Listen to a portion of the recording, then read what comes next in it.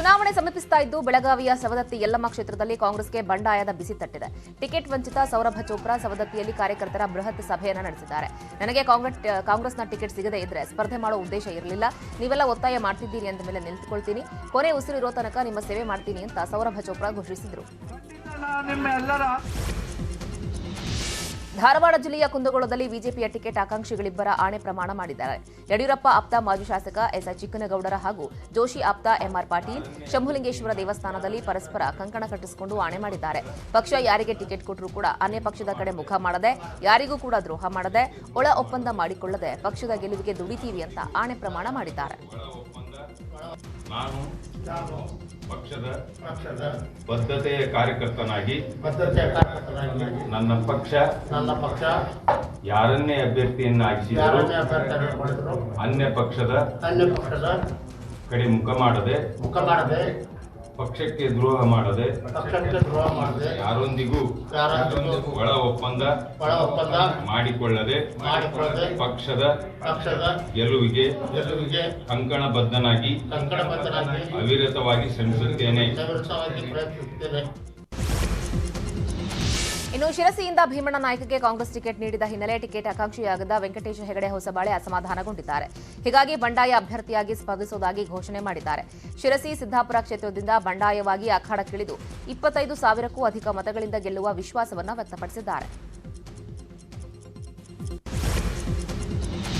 ಬೀದರ್ ಜಿಲ್ಲೆಯ ಔರಾದ್ ವಿಧಾನಸಭಾ ಕ್ಷೇತ್ರದ ಕಾಂಗ್ರೆಸ್ನ ಟಿಕೆಟ್ ಭೀಮಸೇನಾರಾವ್ ಶಿಂಧೆಗೆ ನೀಡುವಂತೆ ಕೆಪಿಸಿಸಿ ಕಾರ್ಯಾಧ್ಯಕ್ಷ ಈಶ್ವರ್ ಖಂಡ್ರೆಗೆ ಮನೆ ಮುಂದೆ ಶಿಂಧೆ ಅಭಿಮಾನಿಗಳು ಪ್ರತಿಭಟನೆ ನಡೆಸಿದ್ದಾರೆ.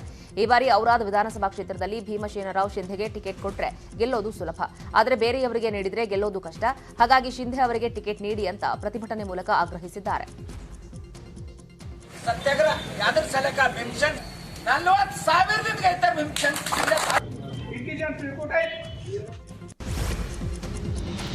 ದೇವಸ್ಥಾನದಲ್ಲಿ ಬಿಜೆಪಿ ಕಾರ್ಯಕರ್ತರ ಸಭೆ ನಡೆಸಿದ ಪ್ರಕರಣ ಸಂಬಂಧ ಮಾಜಿ ಶಾಸಕ ದೊಡ್ಡನಗೌಡ ಪಾಟೀಲ ವಿರುದ್ಧ ಕೇಸ್ ದಾಖಲಾಗಿದೆ. ಬಿಜೆಪಿ ಸಂಭಾವ್ಯ ಅಭ್ಯರ್ಥಿಯಾಗಿರುವ ದೊಡ್ಡನಗೌಡ ಪಾಟೀಲ ಇತ್ತೀಚೆಗೆ ಹುಲಿಯಾಪುರದ ಶ್ರೀ ವಿಶ್ವನಾಥ ದೇವಸ್ಥಾನದಲ್ಲಿ ಸಭೆ ಮಾಡಿ ಬಿಜೆಪಿಗೆ ಕಾರ್ಯಕರ್ತರನ್ನ ಸೇರ್ಪಡೆ ಮಾಡಿಕೊಂಡಿದ್ರು. ಈ ಬಗ್ಗೆ ಸಾಮಾಜಿಕ ಜಾಲತಾಣಗಳಲ್ಲಿ ಹಾಕಿದ್ರು. ಈ ಕುರಿತ ನ್ಯೂಸ್ 18ನಲ್ಲಿ ವರದಿ ಪ್ರಸಾರ ಮಾಡಲಾಗಿತ್ತು. ವರದಿ ಪ್ರಸಾರದ ಬೆನ್ನಲ್ಲಿಯೇ ದೊಡ್ಡನಗೌಡ ಪಾಟೀಲ ನೀತಿ ಸಂಹಿತೆ ಉಲ್ಲಂಘನೆಯ ಪ್ರಕರಣ ಅವರ ವಿರುದ್ಧ ದಾಖಲಾಗಿದೆ. ಕರ್ನಾಟಕ ರಾಜ್ಯ ವಿಧಾನಸಭಾ ಚುನಾವಣೆಯಲ್ಲಿ ಸ್ಪರ್ಧೆಗೆ ಎಐಎಡಿಎಂಕೆ ಪ್ಲಾನ್ ಮಾಡಿಕೊಂಡಿದೆ. ಬಿಜೆಪಿಯ ಜೊತೆಗೆ ಮೈತ್ರಿ ಮಾಡಿಕೊಂಡು ಸ್ಪರ್ಧೆಗೆ ಪ್ಲಾನ್ ಮಾಡಿಕೊಳ್ಳಲಾಗಿದೆ. ಬೆಂಗಳೂರಿನ ಕಾವೇರಿಯ ನಿವಾಸಕ್ಕೆ ಭೇಟಿ ಕೊಟ್ಟಿದ್ದ ಎಐಎಡಿಎಂಕೆ ನಾಯಕ ಪಿ ಪುಗಳೇಂದಿ ಬಿಎಸ್ವೈರನ್ನ ಭೇಟಿಯಾಗಿ ಚುನಾವಣಾ ಪೂರ್ವ ಮೈತ್ರಿ ಬಗ್ಗೆ ಮಾತುಕತೆ ನಡೆಸಿದರು. ರಾಜ್ಯದಲ್ಲಿ ತಮಿಳರು ಹೆಚ್ಚಿರುವ ಕಡೆ ಸ್ಪರ್ಧೆ ಕುರಿತು ಚರ್ಚೆ ನಡೆಸಿದರು. ಮೈತ್ರಿ ಬಗ್ಗೆ ರಾಷ್ಟ್ರೀಯ ನಾಯಕರ ಜೊತೆ ಚರ್ಚೆ ನಡೆಸಿ ತಿಳಿಸುವುದಾಗಿ ಬಿಎಸ್ವೈ ಭರವಸೆ ಕೊಟ್ಟಿದ್ದಾರೆ ಅಂತ ಹೇಳಲಾಗ್ತಾ ಇದೆ. ಬೆಂಗಳೂರಿನ 28 ವಿಧಾನಸಭಾ ಕ್ಷೇತ್ರಗಳಿಗೆ ಸಂಬಂಧಪಟ್ಟಂತೆ ಚುನಾವಣೆಯ ಮಾಹಿತಿ ಕುರಿತು ಬಿಬಿಎಂಪಿ ಕೇಂದ್ರ ಕಚೇರಿಯಲ್ಲಿ ಚುನಾವಣಾ ಮಾಹಿತಿ ಕಾರ್ಯಾಗಾರ ನಡೆಯಿತು. ಚುನಾವಣೆಯಲ್ಲಿ ಸ್ಪರ್ಧಿಸುವ ಅಭ್ಯರ್ಥಿಗಳು ರೇಡಿಯೋ, ದೃಶ್ಯ ಮಾಧ್ಯಮ ಹಾಗೂ ಸಾಮಾಜಿಕ ಜಾಲತಾಣಗಳಲ್ಲಿ ಜಾಹೀರಾತು ನೀಡಬೇಕಾದರೆ ಮಾಧ್ಯಮ ಪ್ರಮಾಣೀಕರಣ ಮತ್ತು ಪರಿಶೀಲನಾ ಸಮಿತಿಯಿಂದ ಪೂರ್ವಾನುಮತಿ ಪಡೆಯಬೇಕು. ಪೂರ್ವಾನುಮತಿ ಪಡೆಯದೇ ಜಾಹೀರಾತು ಕೊಟ್ಟರೆ ಅದಕ್ಕೆ ಸಂಬಂಧಪಟ್ಟ ಹಾಗೆ ಅಭ್ಯರ್ಥಿಯ ಮೇಲೆ ಕಾನೂನು ಕ್ರಮ ಜರುಗಿಸಲಾಗುತ್ತೆ ಅಂತ ಚುನಾವಣಾ ವಿಭಾಗದ ವಿಶೇಷ ಆಯುಕ್ತರಾದ ಶ್ರೀ ಉಜ್ವಲ್ ಕುಮಾರ್ ಘೋಷ್ ಹೇಳಿದ್ದಾರೆ. ಡಿಸ್ಟ್ರಿಕ್ಟ್ ಅವರೇಜ್ ಇತ್ತು, ಆ ಅವರೇಜಿಂದ ಕಡಿಮೆ ಮತದಾನ ಆಗಿತ್ತು. ಅಲ್ಲಿ ಇದು ನಮ್ಮದು BLOs ಮತ್ತೆ ಇದು 10 BLOs ಮೇಲೆ ಒಂದು ಅಧಿಕಾರಿ ಇದ್ದಾರೆ. ಯಾಕೆ ಇದು ಕಡಿಮೆ ಆಯಿತು? Some of the reason just like ಒಂದು ರೀಜನ್ಸ್ ವಾಸ್ ದೇರ್ ದಟ್ ಇದು ಅಲ್ಲಿ ಇದು ನಿಮ್ಮದು ಟೆಕ್ಸ್ಟೈಲ್ ಇದು ಒಂದು ವರ್ಕರ್ ಇದ್ದಾರೆ, ಆ ದಿವಸದಲ್ಲಿ ರಜೆ ಕೊಡಲಿಲ್ಲ. ಇದು ಯಾವಾಗ ಇದು ನಮ್ಮದು ಆ್ಯಕ್ಟ್ ಪ್ರಕಾರ ಅದು ಯಾವ ರೀತಿಯಲ್ಲಿ ಯಾವ ದಿವಸದಲ್ಲಿ ಮತದಾನದ ರಜೆ ಕೊಡಲೇಬೇಕಾಗ್ತದೆ. ಬೇರೆ ಕಡೆದು RWS ಅವರಿಗೆ ಅದು ಪೋಲಿಂಗ್ ಸ್ಟೇಷನ್ಸ್ ಬಗ್ಗೆ ಅದು ಮಾಹಿತಿ ಇಲ್ಲ. ನಮಗೆ ತಾವುಗಳು ಎಲ್ಲ ನೋಡ್ತಾ ಇದ್ದೀವಿ. ನಮ್ಮ ಕಮಿಷನರ್ ಅವರು ಎಲ್ಲ ಕಡೆದು ಹೋಗಿ RW ಜೊತೆಗೆ ಇಂಟ್ರಾಕ್ಷನ್ಸ್ ಮಾಡ್ತಾ ಇದ್ದಾರೆ.